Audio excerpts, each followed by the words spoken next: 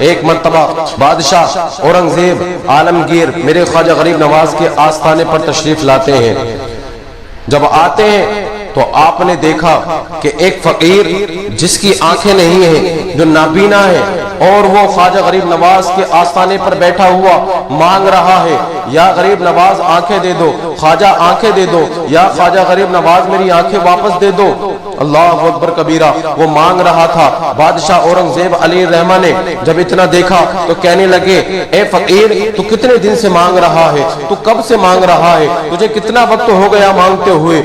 تو جب اتنا سنا فقیر نے تو فقیر کہنے لگا کہ مجھے بہت ٹائم ہو گیا ہے، مجھے ایک عرصہ گزر گیا ہے، لیکن مجھے آنکھیں واپس نہیں ملی۔ میں خواجہ غریب نواز کے آستانے پر یہیں پہ بیٹھا رہتا ہوں اور میں مانگتا رہتا ہوں، لیکن مجھے آنکھیں واپس نہیں ملی ہیں ابھی تک۔ اللہ اکبر کبیرہ، بادشاہ اورنگزیب عالمگیر نے جب اتنا سنا تو کہنے لگے، اے سپاہیوں اس کو چاروں طرف سے گھیر لو اور اس کو پکڑ لو، اپنی گرفت میں لے لو۔ میں خواجہ غریب نواز کے آستانے پر حاضری دینے کے لیے جا رہا ہوں، میں سلام کرنے کے لیے اندر جا رہا ہوں، میں حاضری دینے کے لیے جا رہا ہوں، اور جب تک میں حاضری دے کر کے واپس آؤں، اگر اس کی آنکھیں واپس نہیں آئی میرے حاضری دے کر آنے تک، تو میں تلوار سے اس کی گردن اڑا دوں گا، میں تلوار سے اس کا سر قلم کر دوں گا۔ اللہ اکبر کبیرہ، بادشاہ اورنگزیب عالمگیر خواجہ غریب نواز کے آستانے پر حاضری دینے کے لیے جاتے ہیں۔ جب درگاہ کے اندر سلام کرنے کے لیے جاتے ہیں تو جیسے ہی گئے، اب وہ فقیر جو اندھا بیٹھا ہوا مانگ رہا تھا،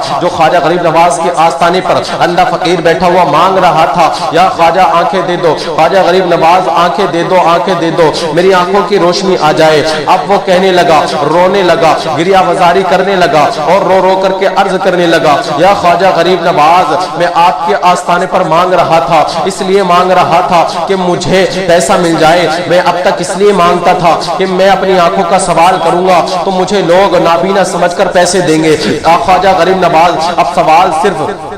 میرے آنکھوں کا نہیں ہے، اب سوال میری جان کا بھی آ گیا ہے۔ اگر میری آنکھیں واپس نہیں ملیں گی، اگر میری آنکھوں کی روشنی واپس نہیں آئے گی تو بادشاہ اورنگزیب عالمگیر میری تلوار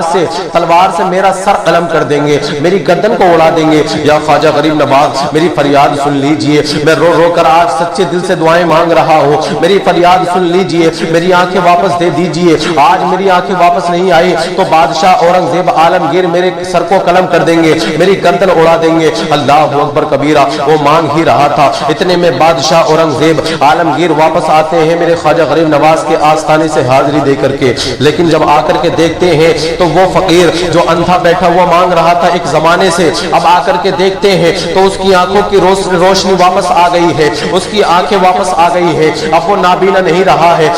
بلکہ وہ دیکھ رہا ہے، اپنی آنکھوں سے دیکھ رہا ہے۔ بادشاہ اورنگزیب عالمگیر مسکرائے اور دیکھ کر کے کہنے لگے، اے اندھے فقیر، تو ایک عرصے سے بیٹھ کر کے جھوٹ بول رہا تھا، پیسے کمانے کے لیے مانگ رہا تھا، روٹی اور بوٹی کے لیے مانگ رہا تھا، لیکن آج جب تو نے سچے دل سے مانگا ہے تو تجھے، اگر تو پہلے ہی دن سے سچے دل سے خواجہ غریب نواز کے آستانے پر مانگ لیتا تو اللہ تبارک و تعالی تجھے پہلے ہی دن خواجہ غریب نواز کے صدقے میں تیری آنکھیں واپس کر دیتا، تجھے آنکھیں عطا کر دیتا، تیری آنکھوں کی روشنی واپس آ جاتی۔ اللہ تبارک و تعالی خواجہ غریب نواز کے صدقے میں تجھے پہلے ہی دن عطا کر دیتا۔ یہ خواجہ غریب نواز کی شان ہے، یہ میرے خواجہ غریب نواز کا آستانہ ہے کہ جو بھی آتا ہے وہ خالی ہاتھ تو آتا ہے، جو بھی مراد لے کر کے آتا ہے وہ اپنی مرادوں کو واپس لے کر کے لوٹتا ہے، اپنے دامن کو بھر کر کے واپس پلٹتا ہے۔ یہ میرے خواجہ غریب